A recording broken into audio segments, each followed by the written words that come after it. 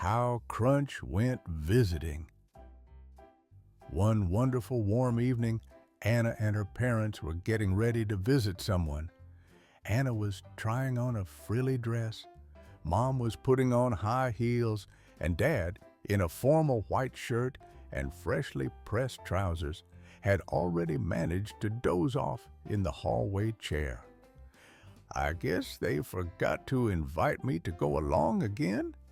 Crunch sighed, feeling left out and a bit hurt. "Mommy," Anna pleaded, "please, can we take Crunch with us?" "Anna, who brings hamsters to a visit?" "Everyone! Everyone brings hamsters to visits. It's simply embarrassing not to know that in any respectable society," Crunch exclaimed indignantly. "Crunch, don't be silly. What if someone there, say, has a hamster allergy? Can you imagine how awkward that would be?" Mom said with concern. "How could you think such a thing? Hamsters are the sweetest creatures and would never harm anyone. And I can even recite poetry. The guests would love it," Crunch insisted. "Sniff, sniff, please," Anna sniffled.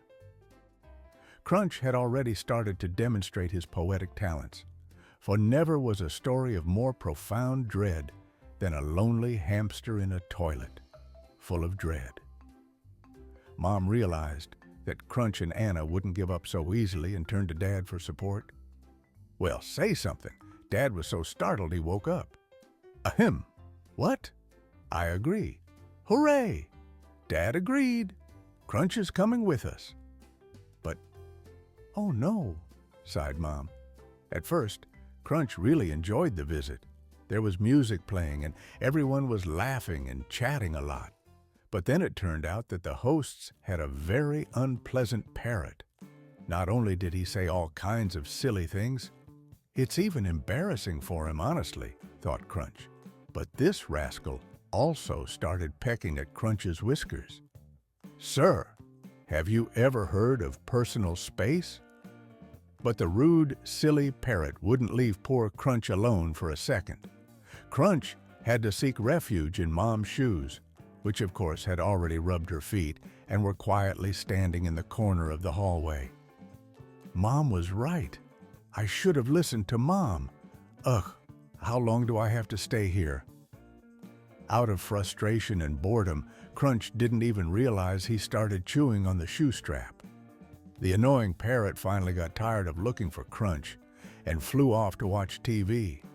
Crunch, on the other hand, was nervous and waited anxiously to go home. He waited and waited, chewed and chewed. I don't even know how I chewed up the whole shoe. I must have been really stressed. Of course, Crunch got into big trouble with Mom for ruining her shoes, and she had to walk home in Dad's shoes. And Dad had to walk barefoot. And Anna had to walk on tiptoes and in silence so as not to upset Mom.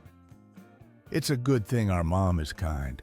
She bought herself new shoes and never mentioned the incident again, unlike Dad, who really enjoyed walking barefoot. And Crunch, of course, never chewed on Mom's shoes again.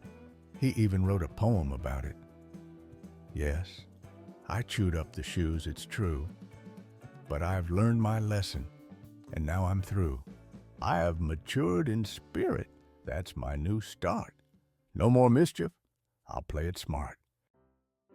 How Crunch got his paws wet.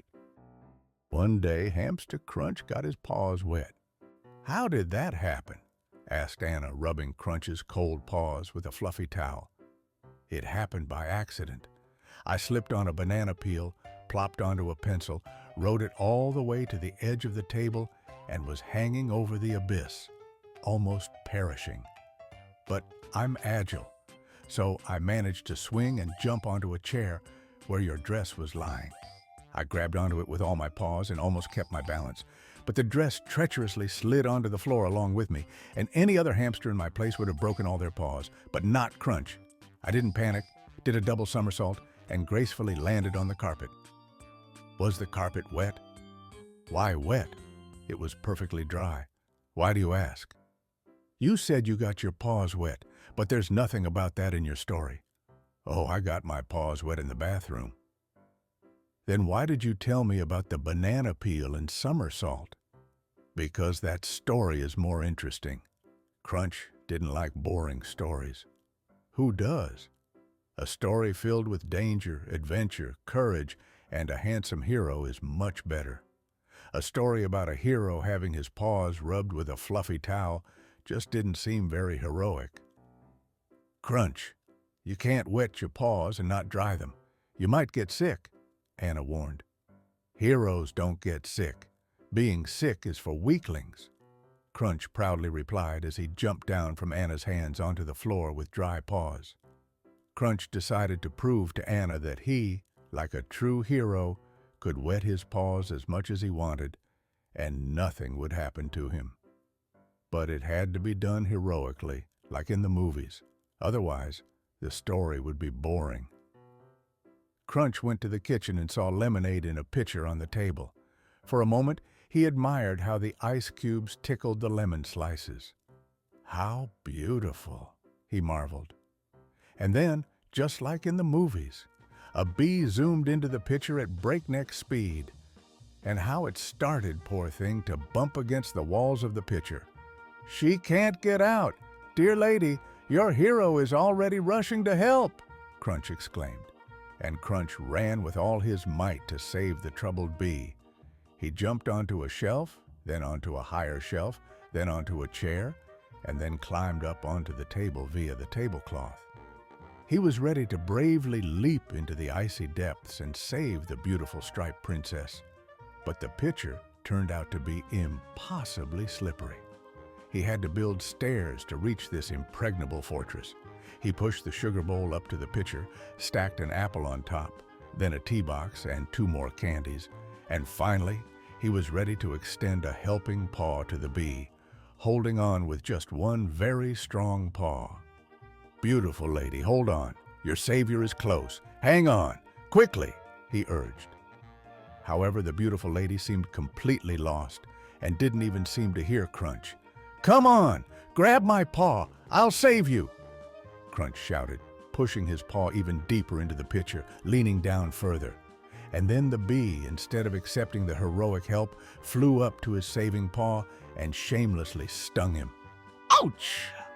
Crunch yelled, losing his grip and tumbling down, bringing the whole fortress down with him. The rescued bee immediately flew out the window, and a wet and puzzled Crunch lay on the table amidst the shards of the pitcher, ice, and lemons, pondering the mysterious bee soul. "And how did you manage that, poor thing?" Anna asked, bandaging his stung paw. Crunch still hadn't figured out how to make this story heroic. So, he decided to make it mysterious instead. That was interesting too, and just like in the movies. "It's nothing, just a scratch. I vowed to keep this secret forever. Well, at least until tomorrow." "Achoo!" Crunch sneezed. "Well, I told you not to wet your paws. You'll get sick," Anna said, shaking her head. So Crunch learned that he shouldn't wet his paws, even for great deeds, and especially not for ungrateful bees.